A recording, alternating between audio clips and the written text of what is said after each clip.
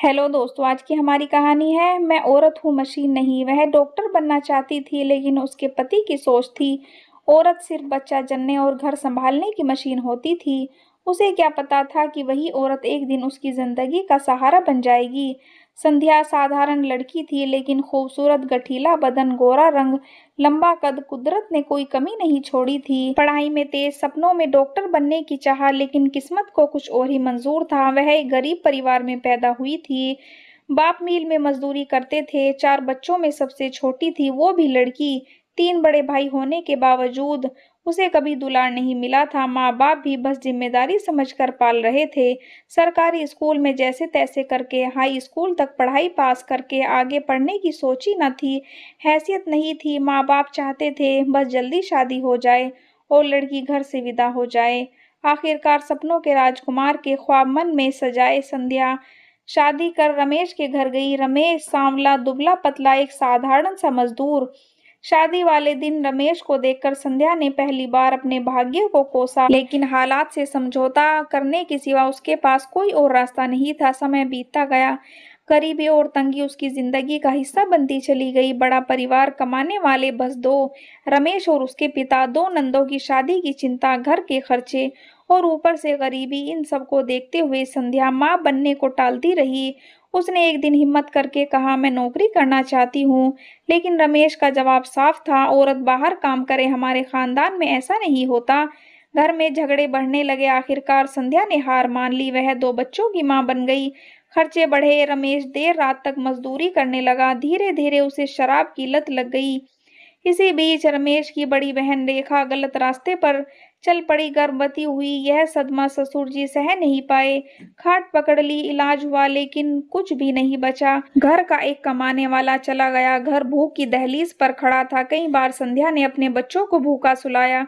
उसने घर पर ट्यूशन पढ़ाने की सोची, लेकिन कोई भी अपने बच्चों को उनके घर नहीं भेजने को तैयार हुआ। ताने और बदनामी से परेशान होकर रेखा घर छोड़कर भाग गई। कुछ दिन बाद ससुर जी भी चल बसे। और फिर एक दिन रमेश का एक्सीडेंट हो गया और वह अब खटिया पर आ चुका था। उस दिन संध्या के सामने सिर्फ एक ही रास्ता बचा था, घर से बाहर निकलकर नौकरी करना।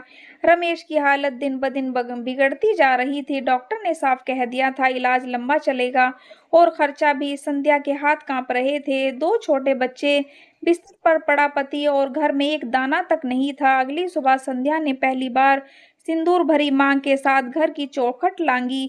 लोगों की नजरें उसका पीछा कर रही थी। कोई ताना मार रहा था, अरे रमेश की बीवी नौकरी करने निकली है। कोई फुसफुसा रहा था, अब औरत घर में टिकती ही कहाँ है।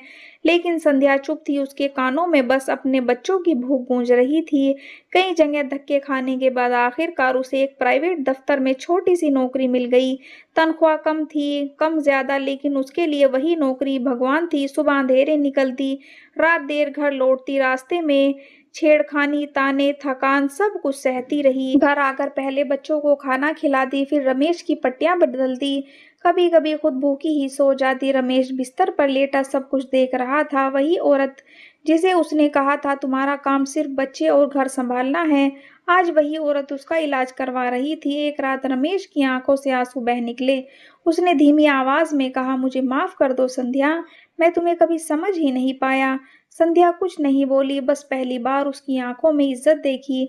धीरे धीरे रमेश की हालत सुधरने लगी थी। बच्चों ने भी माँ को एक नई नजर से देखना शुरू कर दिया था। दफ्तर में संध्या की मेहनत अब दिखने लगी थी।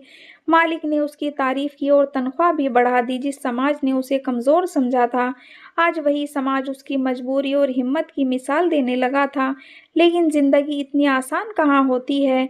एक दिन रमेश के कानों में फिर वही पुरानी सोच फुसफुसाने लगी, अब तो हालात ठीक है संध्या, तुम नौकरी छोड़ दो। रमेश अब चलने लगा था, लाठी के सहारे ही सही, लेकिन उसके भीतर पुरानी सोच फिर जोर पकड़ने लगी थी। एक शाम उसने कहा, हालात ठीक है संध्या, नौकरी छोड़ दो। औरत का बाहर काम करना मुझे ठीक नहीं लगता। संध्या चुप रही। पहली बार उसने बहस नहीं की, बस बच्चों को सुलाया और अपने कमरे में आकर काफी देर तक आईने में खुद को देखती रही।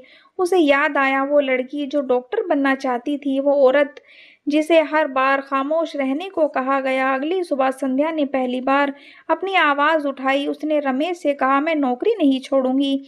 रमेश चौंक गया, क्या मतलब? संध्या की आवाज में दर्द नहीं, सच्चाई थी। जिस दिन तुम बिस्तर पर थे, इसी नौकरी ने तुम्हें जिंदा रखा, इसी नौकरी ने तुम्हारे बच्चों को भूखा नहीं सोने दिया। मैं मशीन नहीं हूँ, मैं इंसान हूँ, मेरे भी सपने हैं। रमेश चुप हो गया।